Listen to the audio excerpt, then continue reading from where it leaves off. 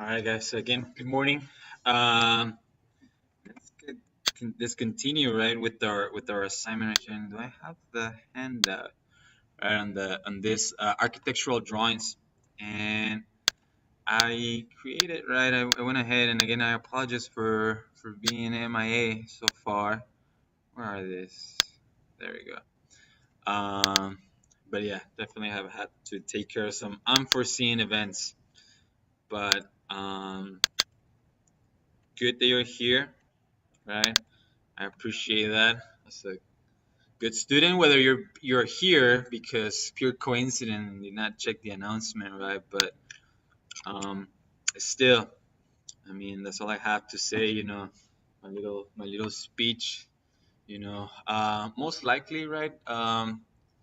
The odds, right, or I guess the expectations of a first or second year student, right? I mean, most likely as an instructor, especially the older the instructor is, right, and the more that you deal with younger students, right?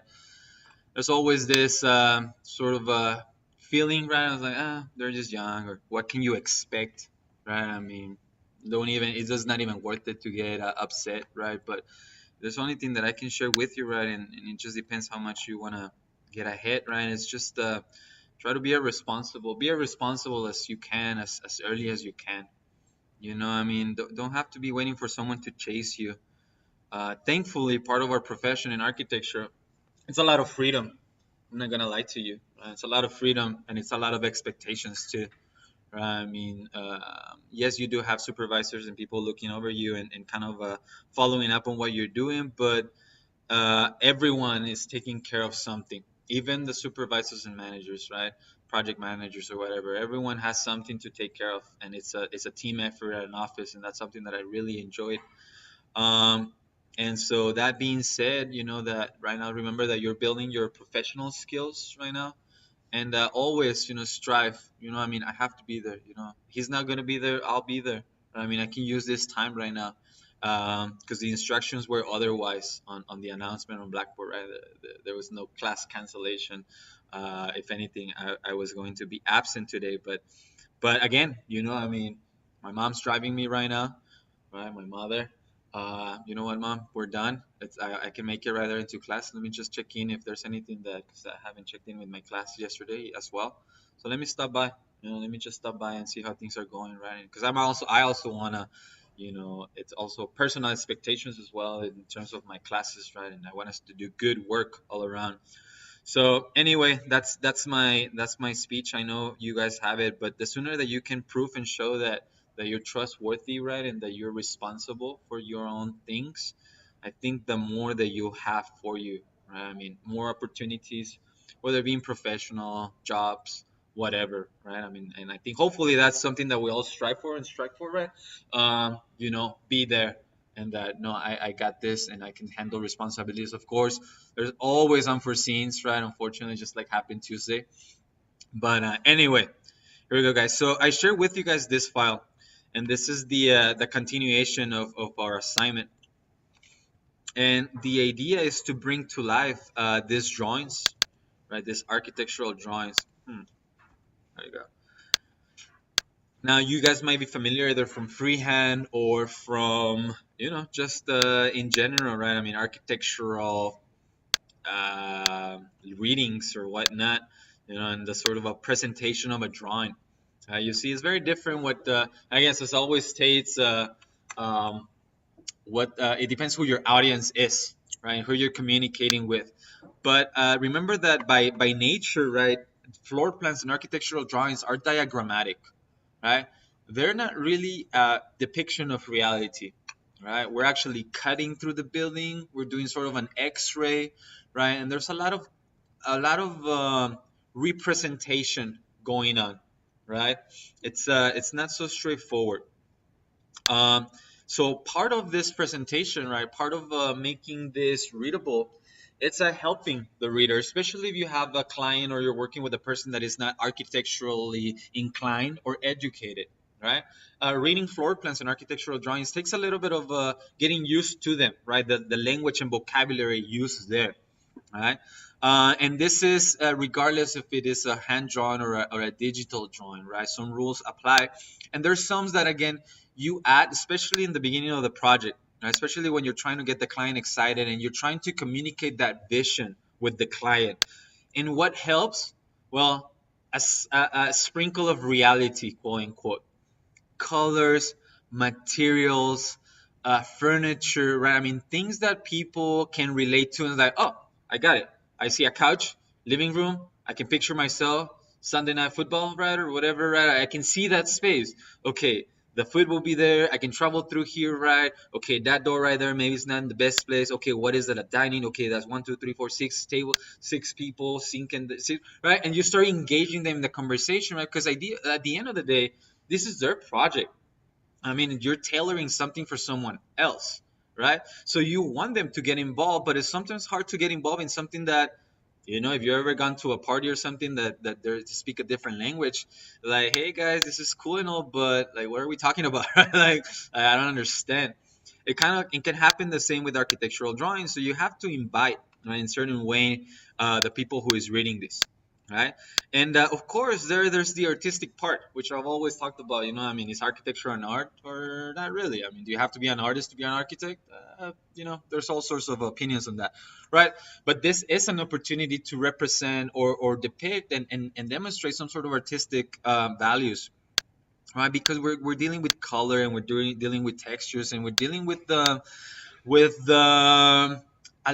creativity, right? For the most part, these projects are not realized yet. What's really neat about this is that they're there in limbo right now. They're there in our imagination. You as a designer, right? You can see it, and you can see it so well that you can put it in a drawing. Now you have to communicate to someone else exactly what's going on so that they buy into it. Right? It's kind of like when you buy something online. The more that you see, the more photographs, the more reviews. Okay, this is what I want, right? I mean, the colors. Okay, is there any different photographs? Can I magnify the photograph so I can see the detail? Can I see the back? Can I see the front? What materials is it made of, right? When you're gonna buy something anywhere, those are the kind of questions that you have, and that's what these drawings help us show. Now, again, this conversation, it's wide, right? Again, the amount of time that perhaps you dedicate and invest in some of these drawings depends on what kind of job you're doing, right?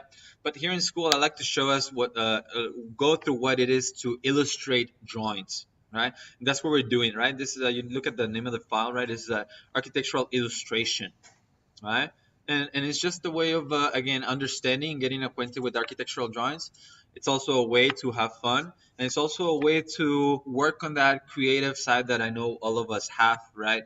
And again, how can I make this different, special, meaningful, and useful, right? That it serves a purpose.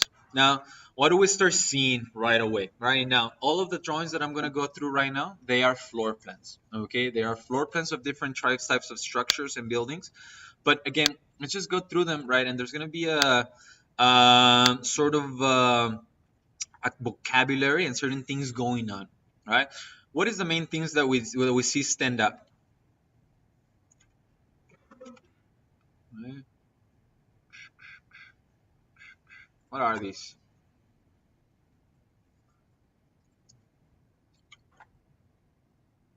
Right? Huh? The walls, right? That perhaps might be one of the main things that you notice, right? Anyone else? What else do you guys see?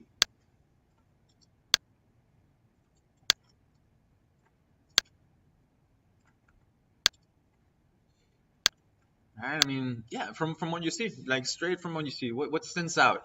Right, Alex? Okay, you have landscape, right? How do you know it's landscape? Huh? Okay, it's outside the house. How do I know it's outside the house? Because the walls are enclosing, right? They're denotating space, right? We have here sort of a little cove, right? And again, the idea would be that that's exterior. All right, good, good, good. What do you see, Samira? What else do you see? Huh? Different rooms. Okay, great, great, great, great. How do we see those? Correct. More walls, right? Additionally, let's see. What else? Now, in terms of rooms, right? What else do we see? Huh? Labels, right? They are labeled, right? And of course, the quality of some of these is not the best. This example is in Spanish, right? Planta baja, right? Lower floor or ground floor. Cocina, right? Kitchen. Exterior comedor, right? Which is um, oh, I cannot even read, right? Garage, right? Dormitorio, right? Which is your bedroom, right? What's going on right here? Is that green inside of the house? Seems like it, right? But you see how you need to actually ask yourself, what am I looking at? Right? I mean, things are not evident right away, right? But let's see, Dominic, what do you see? What else do you see? Some of these drawings. Okay, line weights. What about line weights? Thickness of the walls, right? Correct. You can see that again. There's a difference, right? This wall are what's called poche or fill, right? These are not, but they do have a wall, a thickness, right? A line thickness, denoting that you're actually cutting through them, right? We have now here that they have a fill, right? Now they have a fill and they also have an outline, right? Just like Dominic mentioned, right? They have the line around it. Do you guys remember what that's called in Illustrator? Huh? Two settings that we can change on Illustrator, right? Right here to the left. Uh, uh, uh. What are those called? What was that? Got it, Tristan? Louder. Stroke and fill, right? Well, the stroke would be the outline of the objects, right? And the fill will be the color, right, that fills it in, right? Again, to give it that thickness, right? So what are these numbers right here, or these numbers in here? Huh? It's a key, right? It's a legend of what? Of the what? Of the layout of the building, right? In this case, what it seems to be a house, right? So again, it's telling us now. What I really like about this as well is these figures that you see. What are these? People, right? See, sometimes, right, it's mentioned that even architects, when you're photographing buildings, right? I mean, let's say you're traveling, right? You're an architecture fanatic, and you take a photograph of a building. Sometimes we even wait. They say a lot of people comment, right, that architects never photograph buildings with people. Right, we only want the building with no people. Oh, wait, let them pass and let me take my photograph, right? But I think we should move the other end, right? We actually need to see buildings with people, right? And I think that's how these drawings help. Right? I mean, we see a person right there sort of working on their homework, right, or whatever office. Someone sitting down there, someone about to walk out. Again, remember that this is a way that you can actually get someone involved in the project, right? That you can actually get them into what it will feel, right? Because remember again, what is architecture? I mean, is it the object itself, or is it the being inside of the building, right? So I mean, if you can picture yourself, oh, I'm gonna get, is that a window? Is that enough light, right? Am I gonna get cold or hot? Can I open this window? Can I actually exit this window if I wanted? Maybe that's my office. I don't see my wife to see me coming in and out. Could I actually maybe just climb out this window? Can my kids climb out this window? Right? That's there right there. That couch, right? So again, you want whoever is realizing this project, right, to be as satisfied, right, as possible. And for that, you really need to, again, make sure that they're on board with everything that is going to be realized, right? This is not something that you can return, right? I mean, or exchange easily. It costs a lot of money to make changes once something has been approved, right? So again, it really pays off, and I think a good architect or designer does that well, right? Communicate well in advance what is it that someone is going to receive, right? So all right, so what else do we see inside of these drawings? What are these objects right there? Furniture, right? Furniture and appliances, right? Dining. Okay, I know I have poker nights and I need at least a place to see 10, 12 people. Mr. Architect, where is that going to happen? Miss Architect, where is that going to happen? Right? Oh, well, there you go, right there. Great.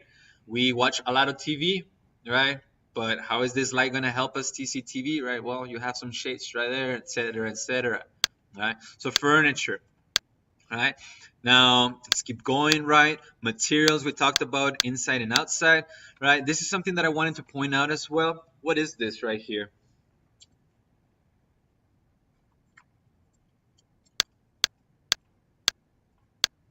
Right? Maybe you recognize from studio, huh? The This right here, this object right there, and actually the entire sheet. That's what I'm trying to. There we go. Right? What do we call that? Right? Remember, you guys, from your exercise in studio, right? The early ones, your margins, right? Your titles. How do we call that? Your booklets. No? Right? Layout sounds familiar, right? Your layout. You can hear about it as well as your title block, right? Because again, there's authorship here. Someone developed these drawings, and guess what? It's a number of drawings. These drawings reference each other, right? So you have a page number, right? You have the architect or builder, right? And you have some other data about this project, the date, perhaps, the address, location, zoning, technical or not so technical information, right? Even the person who drew this, right? You can go from there. So let's take note of that, right? I mean, we have those objects, right? You have a title block. How about that? What is that? Huh? A logo, right? You guys remember your logos, right? We have a more developed and a more intense built house, right? With even a little house on the side, right? Now, what is this object right here? Huh? Your direction, right? Which we call your north arrow. Thank you, Dominic. North arrow. Right? I love this ones as well, right? I mean, even right there. Again, the more that you can help get someone really is like, hey man, that's my motorcycle right there, right? I mean, I can really see myself there and seeing this space happening. I see a little motorcycle right there, someone sitting right there in the what is called apparently a bedroom, right? Entrance, storage, study, toilet, living, sanitary, bathroom, dining, kitchen, right? See the textures right there on the outside, the textures on the inside, right? The tree on the outside. What about these lines right here? What are those?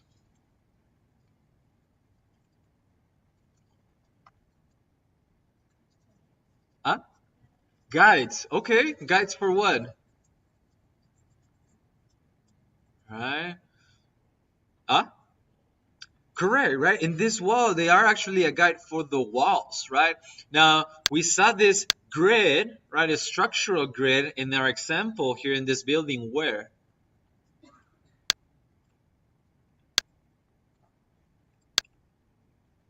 All right. Where did we see this grid? Huh? What? Beams, right? I mean, think columns, right? Your columns, your structure, right? Your structural members, right? So there, it's a grid. It's a structural grid, right? So I'll go back to it, right? So again, I'll just continue. I think we're done with this one, right? But I wanted to get to this one as well, right? This one at the end, that what I love about this, right? I mean, the whole artistic question, is it or not? Well, it is if you wanted to make it, and it is if you can, first of all, and if you know how, right? I mean, if you have the tools and the knowledge to do it, and even if not, you can learn it, right? But I would like to show you guys that there's different ways and methods that you can do this, and you can do it as original and creative, and also as clean as possible, right? And as you see fit. And I really like this example, right, of the here how you inverse rather than actually filling your walls gray or black, right? They're actually white and the background is gray or dark gray charcoal. The use of the labels, right? The use of the furniture on the inside, right? It's just white lines. Now, again, bear in mind, this is all dependent of what is this for, right? not always you will have the time to generate this, you know, detail and artistic and maybe more, you know, alternative kind of drawings, right? But at some point, hopefully you will. And I know I have, right? I've had to. Working with developers, right? Trying to rent their apartments, right? They really want someone to, again, get a real sense and feeling of what it is to live there, even before the building is built, right? So I think it's just some sort of restaurant, right? We have the cooking area, that would be number 8, right? And then it says Japanese area, number 5, right? We have round table area, that would be number 6. Sushi bar, number 2, that will bring us right here. Tables for 2 area, number 4, right there. And I guess it doesn't matter how much I blow this up because the quality is not really good. Sushi bar, another sushi bar, number 2. Entrance reception, right? Indoor outdoor after hours bar, right? I love this. I love kind of getting to those details right there, and just thinking about realizing a project like this. So that's the introduction, right? That's the introduction. And again, I share this because these are all things that we need to take care of. I haven't really finished typing this. This is a development of the handout that I gave you guys, right? So maybe I should open that one right there. But let's go through it real quick, right? So that again, you guys can share with your classmates, right? What is it that we're doing? So floor plans, first and second floor, right? Again, this handout is on Blackboard. There are some revisions to be made, so just be careful with that. The scale, for example, we talked about a different scale. Anyone remembers what was it? 332, right? Which is 330 seconds, right? Now, again, walls, doors, door swings and door openings, windows and mullions, stairs with path of travel and elevator, built-in furniture in studios and office furniture, bathroom and kitchen fixtures. The adjacent buildings, right? I don't think we're there yet, but room names, right? North arrow and exterior elevation marks, right? With some idea of the materials that are inside of the building. Okay? So again, that right now so far it's our guide. All right, so I want to take you guys through how to do some of this, and I'll start right here with this really undeveloped and bad example that I have right now, but I just want to show you guys how quickly and how easy things can start changing. Right? And again, it all depends on how well we use layers. Right? In this case, I'm not doing a great job on layers, right? Because the most developed drawings that I have them all under one layer. But again, no problem. It's just gonna take a little bit of time, but I'll show you what I have right now right here. All right, so again, walls and structure, in this case columns, they need to be post-shaped, right? So as simple as selecting the object, right? You have a stroke already, right? You can give it a fill, right? You can do that. Now this lines, right, for example, we know their structure and they should be not only dash, but they're the center lines, which is your dash dot dash, right? So ready, stroke, dash line, they're dash, cool. Now we're actually working with a dash dot dash, right? So that means that there's a dash, there's a gap, tiny one, perhaps like a 4. There's a little dot, which perhaps on a 3, and then we have perhaps another gap. Let's see how that. There we go. Right? You have your dash dash dot dash dash dot dash, right? And of course the gaps in between those. And again, we can customize this as we desire. Perhaps the gap, right, can get a little bit bigger so it breathes a little bit better. Both gaps, right? We have that. Now, inheriting properties, right? Something that I also enjoy in Illustrator a lot, right? Because I changed these 3. I need to change these ones as well, right? So I can select them, go to my eyedropper tool, which is the letter I, right? Select it, and I click on the source, and it inherits those properties. Okay. The same with the fill and stroke, right? So have that right there. I think that's too dark. I like to actually do a little bit of a lighter gray. Right, perhaps like that, even actually maybe lighter. Remember that everything prints a little bit darker than what we see on our screen. Right, there we go. So I can select that column right there. Press, what was the shortcut for the eyedropper? Huh? Uh-huh. I, right? It's an eyedropper, so the letter for that would be your letter I, right? So I press the letter I, right? I select the source, right? I inherit those properties. I can select them all actually at the same time, holding Shift. I select them there. Press I, right? Have that right there, right? How about walls, right? Well, again, walls, I can select them like that, and I can also inherit those properties right there easily, right? I have those right there. Oops, hold on, Siri. I don't know how Siri activated on my phone automatically. All right, select that object right there. And this, guys, is where it's really important that when you were working on Rhino, I'm gonna press Control Y. Is it Control Y? Huh. All right. It's really important that no, don't freeze. That while you were on Illustrator,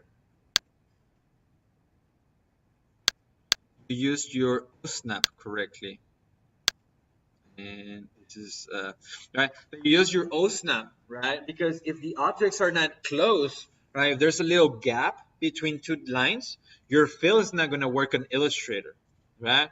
And a lot of times that we're doing offset, and we don't do trim, or we don't do extend, we don't do connect, right? Things are not close. We have a hard time illustrating, right, and adding colors and editing these files, right? Unfortunately, Illustrator, it's not responding. So I'm gonna close it. I'm gonna say sure. All right, close that again. Let me open it again. All right. So again, it's really important that when you're using your or when you're drafting your drawings, right, you do as clean of a job as possible. Right. So while this opens, right, let me see if I can real quick use some of these lines that I have right here, right, to change its properties. Right. So I don't think I need this for right now. Right. Um, we should create a new layer, right, which is called for right now overhead. And those are objects that are above us, right? Those are some objects, like in this case, in this room, right? It's sort of a floating ceiling, right? And we showed that with a particular kind of line, which is a dash line. The same with this object, this line right there that shows the building on top of us, right? So I create a new layer, which is called overhead. I'm going to give it a gray or dark gray, right? And again, I'll send this to such layer, right? So overhead. I can select all of these columns right there. That should be under my um, columns layer. Let me order my layers by alphabet so it helps me a little bit kind of finding their names. Again, this line right there should be an overhead, right? Um, Again, this object right there, and right, this one, this one, this one, this one right there. All of this right there, those are under columns, right? We have those right there. We have all of this right there. You'll see that that's the same layer that should be, I think we called it here windows. It technically should be called glazing, right? Because it's all glass components. Those guys right there are your walls, which I think they're on the right color at least, right? This is, oops, undo, right? That's my doors, right? And this is my door swings, right? And then from there, we have a command, right, called match layer, right? Enter.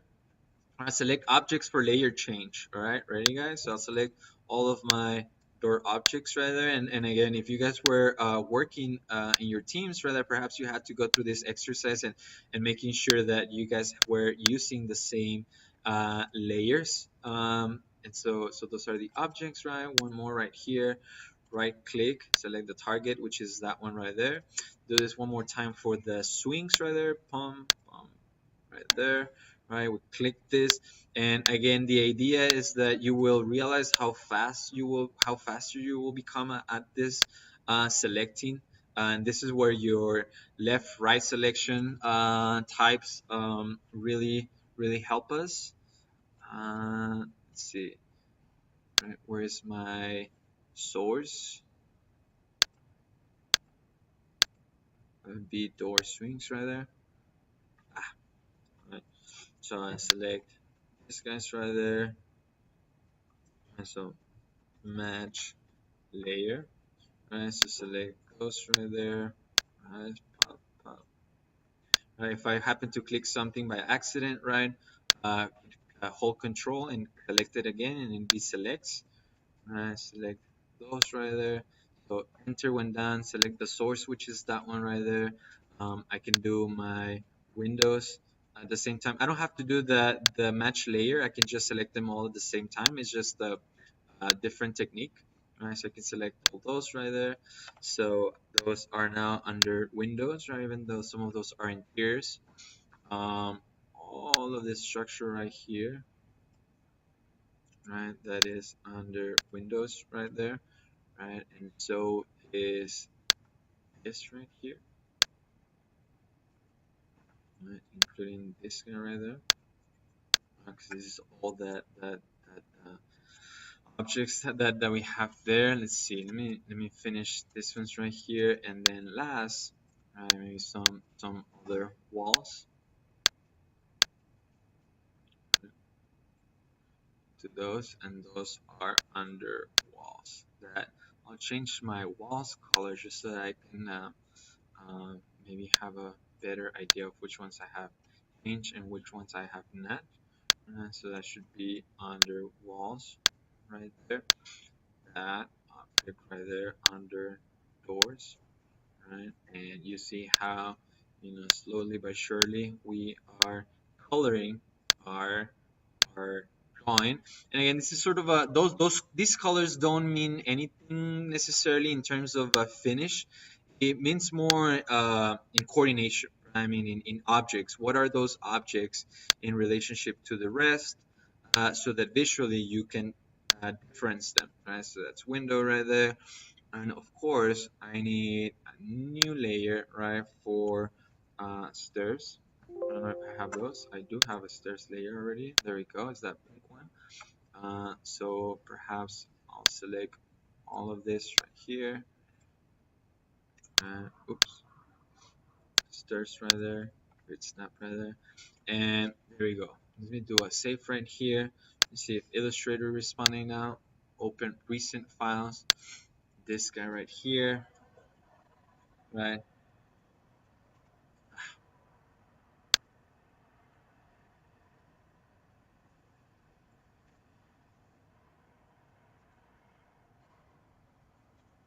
There we go. All right, so we left off on adding color to this members right there. So that would be another wall. I can press I, right, and match that layer right there. Do I not have some door swings? There we go. We do have some door swings, right? That door swing should be a dash, right? And those are just simple dashes, right? So I can do, let's see, 5 can work. Do that. Now, something that I don't know, this drawing right here, right? It doesn't have layers, right? Which is not very helpful. It's actually really bad. And that's actually why I'm actually taking the time to kind of edit this one right here. And I'll show you why, right? So I am going to select this drawing right there, export, right? Desktop. Um, let's do actually a PDF right here under desktop. Um, First floor plan. Um, ill save. Let's do, and again, remember that you want to keep your scale, right? So vector, landscape, um, sure, color, output scale, set.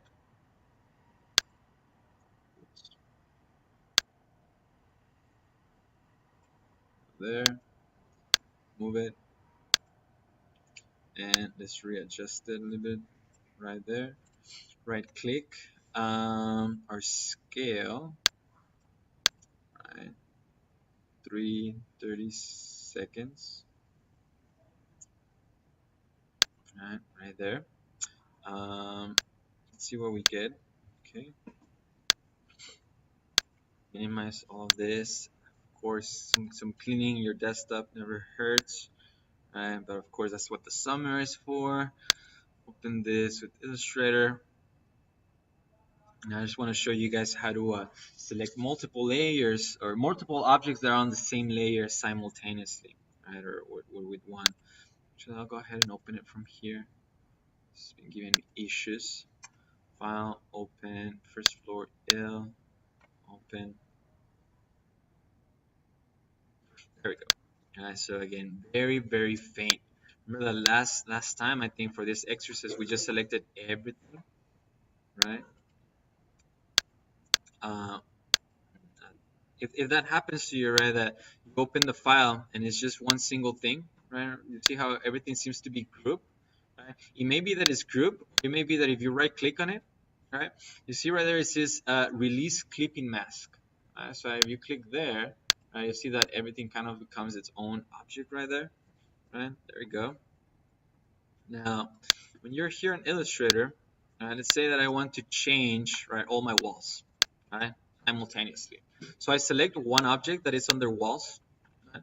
Select same, fill and stroke, selects everything that has those properties, right? That same color. So that's why even the colors, the different colors that you select on Illustrator, there's in Rhino, they're so helpful.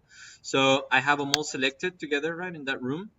I'm going to again assign a stroke color to it and a fill color, right? Like that. Boom, right? All of a sudden, I get that, right? This object right there, if we go downstairs, which is in underneath us, we have again this type of ceiling right there. That's what that line is showing, right? So that should be what kind of line? Dashed, right? Dashed line. So we have something like that because that's above us, right? So again, man, I have how many doors? I want to be clicking all of them individually, right? I can select one, select, same, fill and stroke. I have all my doors selected. Again, all your lines are going to be black most likely or gray, right? And there we have them. And you have there your lines. Now you see that the thickness is different. It's actually a 0.25. You'll see this thing that happens, right? Is that one thing is different to have one single line than having a line after a line after a line, because the reading of lines adjacent to each other gives us a thicker reading, right? So again, the two lines are fairly close together, right? Kind of like what's going on right here on the window, right? It starts getting kind of messy, right? So if these lines are all really thick, so if I select all those and give them a 1, look at what's going to happen, right? It becomes a mess. Bad. Fail. Fail. Right? I mean, horrible. Right? So that's again where this is the reason why we actually have to now be mindful about line weight, right? Just like as Dominic mentioned, right? We have a 0.25, right? And I'll add the black lines right there. And again, it looks a little bit crispier.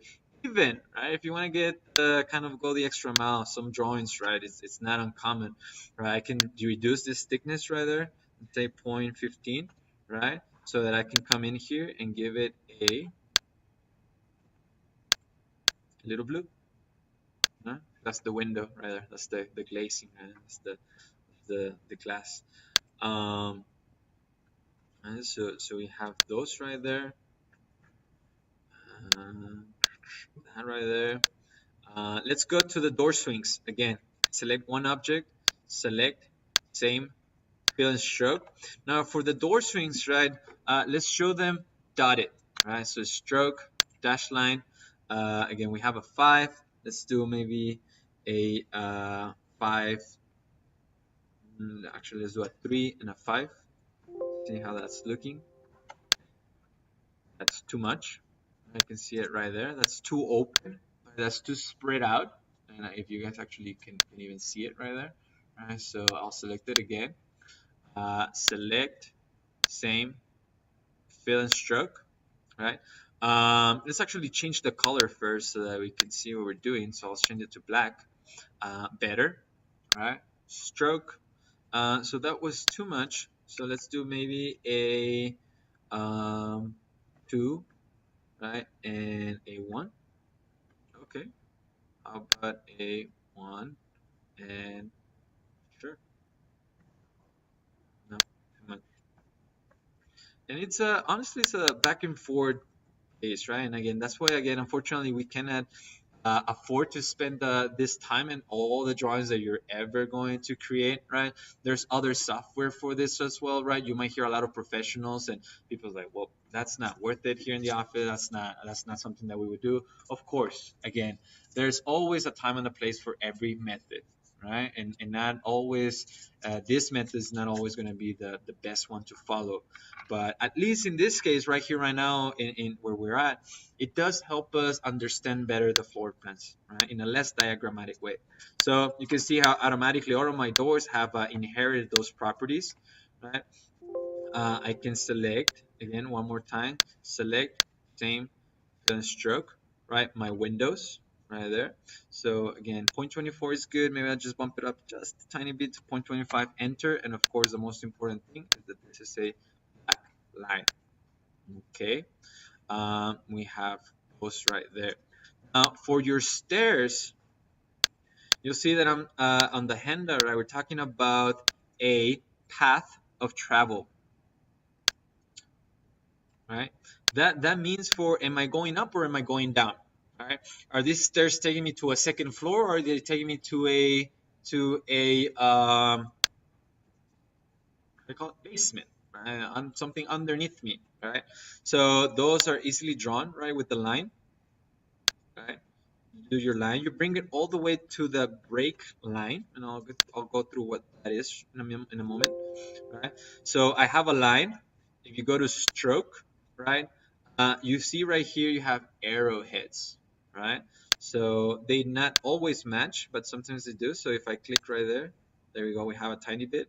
I can scale it up, maybe 200, enter, so that actually I can see the arrow, right? And in the beginning or at the origin of the line, right, we do a little dot like that, right? And this dot should be set so that it is from the center, which is uh, profile uniform. Right now I can't remember how to do that. Let's see, corner. All right, just clicking around. But anyway, we have that dot right there, and not only that, but we start introducing text. So I'll bring my text box right there, and I think right now a 12 will be fine. We write right here the word,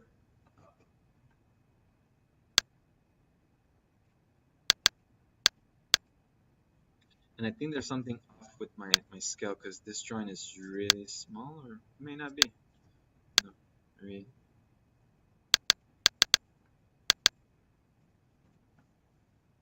do that.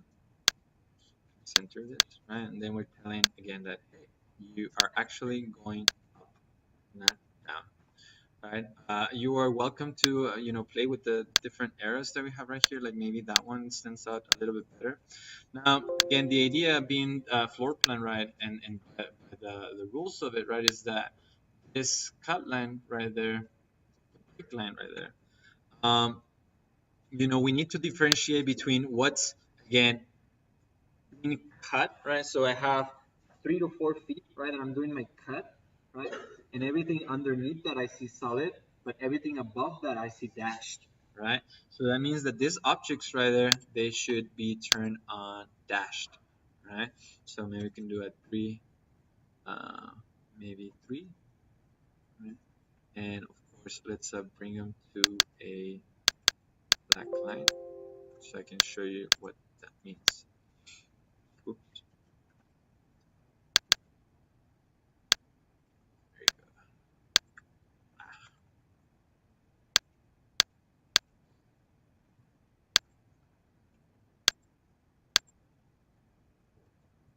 And those are dashed. So when I ask you guys to look at the drawings that I provided for you guys and study them, that's what I mean, right? I mean, taking a look at them and asking yourself, well, why is that being done that way, right? So again, all of these objects that are above us, right? Those should be dashed, right? And again, I'm matching those properties.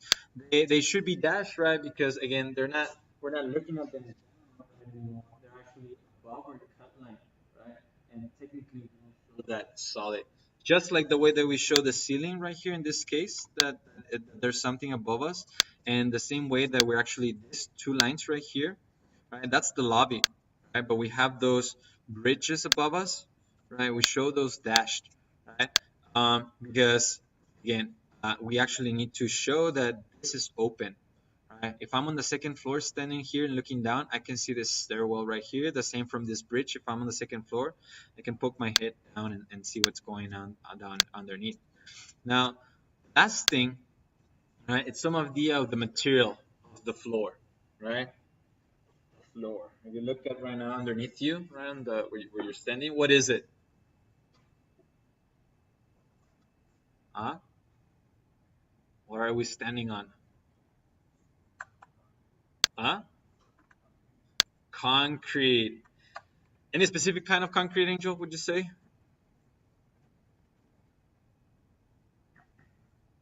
Cool looking concrete, shiny concrete, dirty concrete, gray concrete. Huh? Smooth. I like that. You're on it, right? It's called polished concrete, right? Yeah, yeah, yeah. You are correct, right? It's called polished concrete, right? Does that look familiar? Right, right, right. I mean, half here even. Hey, that looks like school right there. And again, there's all sorts of types and variants of it, right? But again, we can see some of it right there, right, right here too. And a technique that I like a lot, I like just a lot the way that it looks, right? And I'll show you perhaps maybe from some examples right here, is to actually use the textures as, like this, right? Like that wood right there, like that gravel right there. Those are photographs. There's just some sort of photographs or some sort of filters. See, do I have any concrete in any of these images right here? That's some wood right there and some gray, etc. But I can show you guys how to do that. And let's see if we can use that one. Which one's better? Let's see if we can use this one. I'll do a copy image. Come to Illustrator right here, and I can paste it. Huge.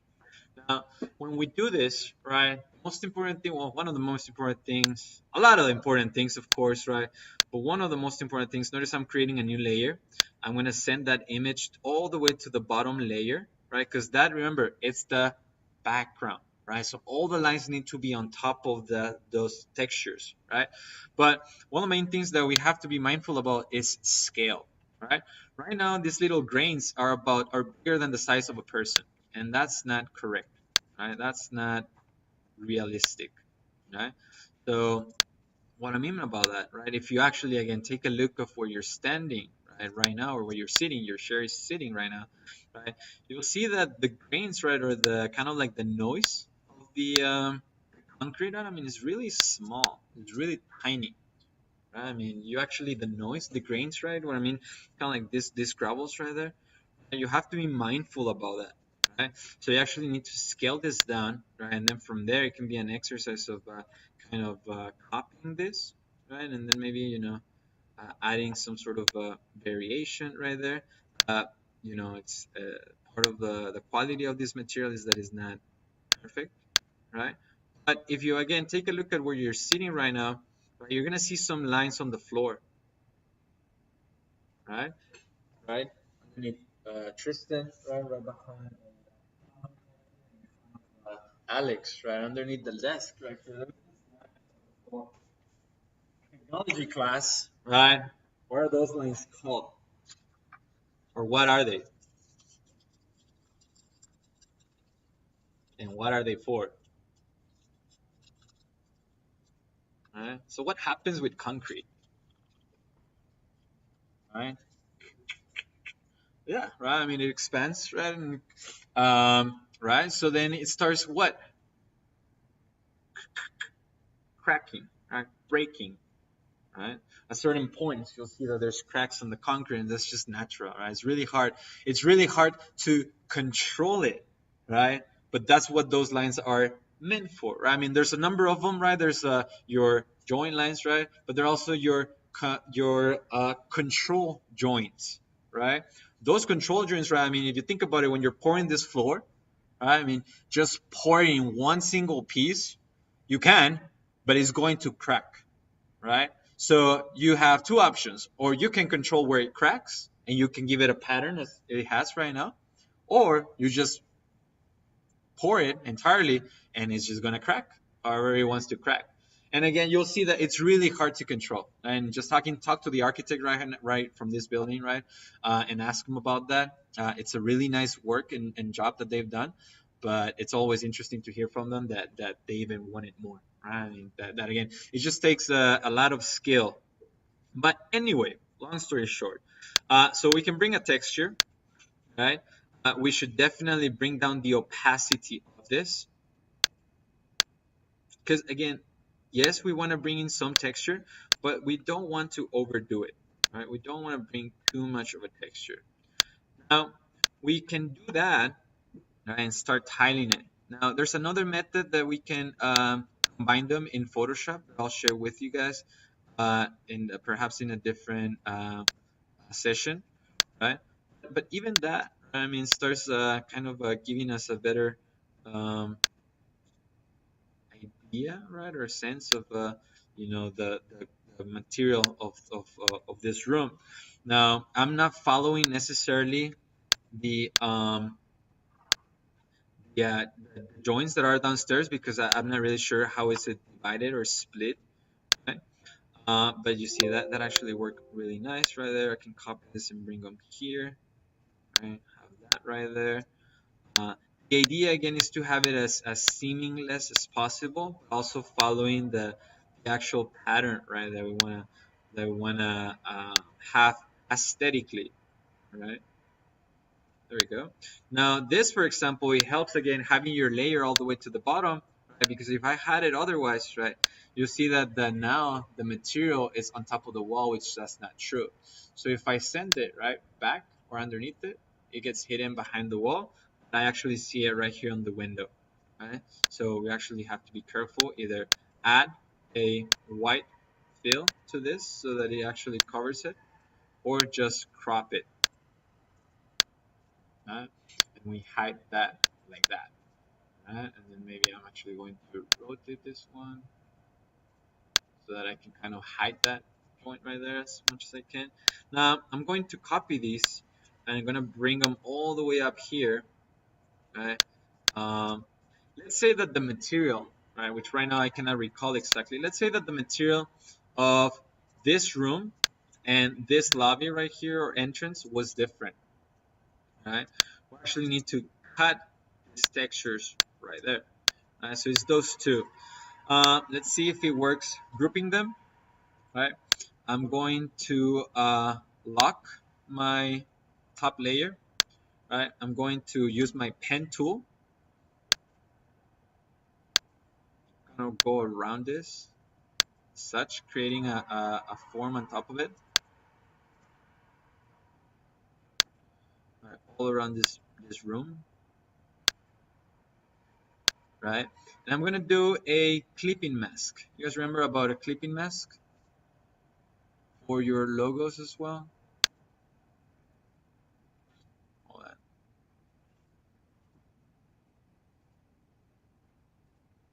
All right, let's start one more time. So we actually go all around the room, right, and create an outline, right, of this room. Right now, not such a great job right there. Right? But if I again select my clipping mask, hold shift, select the object on the background, right, that I want to cut, press Control 7, I can get rid of that material right there. Right? So let me repeat that one more time. I'm going to right click, release clipping mask, so you see how it looks. I'm going to move my clipping object on the side, right? So that I can actually, I'm going to ungroup this, and I'm going to finish the pattern right here. I'm going to kind of copy these two right there. Copy this one more time there. Right, and I am going to move this ones right again there, so that they're actually kind of getting out of the room right there. I'm going to bring this object in, and again, I need to group them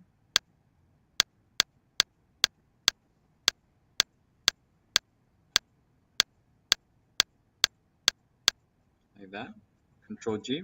Now I select my clipping object, the object that I want to clip, holding Shift, Control 7. Right. Notice what's going to happen underneath and over here. Right. Control 7, and it clips it for you. Right. We're missing our furniture. Right.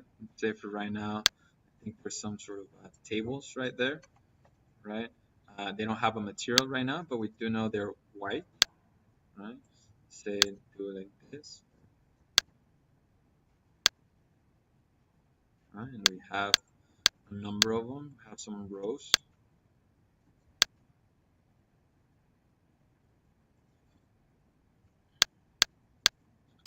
I really enjoyed this part of the process, right? For me, it's one of the most fun one, right? And the one that feels like the project is coming to life. And I think there's another desk somewhere here, kind of over here. So there we go. And we can copy our text box. Just lock, Control copy paste, double click, and class room.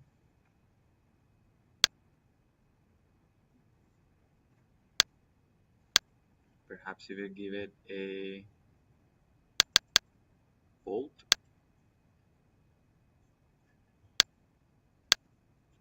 and I don't know if I would like to leave my name there, right? I probably like to have it somewhere there, center, right? So I can maybe move some of this furniture. Remember that dash line, that's objects above me, so it doesn't, it matters, and it helps you lay out your furniture, right? Because you see where the light will be hitting, and how you coordinate it with what's called your reflective ceiling plan, right? You do need to, that's why it's so important to have them on.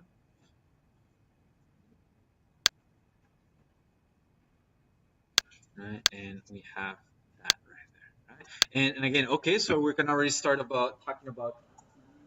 So you can see two per table, right? So there's so many images. Okay, where's the projector, right? So they're actually in a certain way, right? We have those shades right here, those windows right here, right? I don't know if how many of you guys had noticed, right? But we actually have there's some rooms behind those that projector downstairs, etc., right? So this is only one room right there, right? But we can start bringing this right there, right? So not sure what the exact name for this would be, but maybe entry. And again, this works the same way for text. I can select both of those texts right there. Press I as an eyedropper, right, and match that text right there. So it inherits those properties, right? And yeah, guys. So again, remember, anytime that you're working on drawings and presentations, right? And again, talking about this sort of competition, or kind of how you want to work your work to stand out. Well, of course, always graphics are good. And I know for me, it has been what has been able to open up doors for me. All right, my portfolio, and interviewers asking us like, huh, how do you do this? Right? how, because these drawings look different, right? And immediately anyone that has worked with working drawings before can tell, right? This is not common, right? You did something here. How? Well, it's a process. You bring it to Rhino, or you cut it, right? Illustrate, you color it, right? And again, not that you're gonna apply this on every drawing, right? But at least I do think it shows a different quality and character in someone's personal or work, right? In someone's work. So, and that is why it's important for me to share this with you, right? So that you have these tools for you, and they can open up some opportunities and doors for you, right? So let's at least start there, right, with your walls, labels, furniture, and let's even start looking in some of the textures, right? Because I don't know, what do you guys say, right? But again, there's a big difference, right, from let's say there, right, to there, right? And I mean, just having those black and white, and again, not very easy to understand, right? So questions right now. And again, it was a quick rundown in terms of the steps, but remember that right now this is being recorded so that you can go back, and especially with the commands or actions, right? Remember clipping mask, Control 7, right? Exporting text, your pen, and your fill and stroke. Yes? Questions so far? Just can't wait to try it. All right, guys. This is project 3, right? 3 color illustrating your drawings. All right, and later on with some other 3D illustrations. So I'm gonna stop this.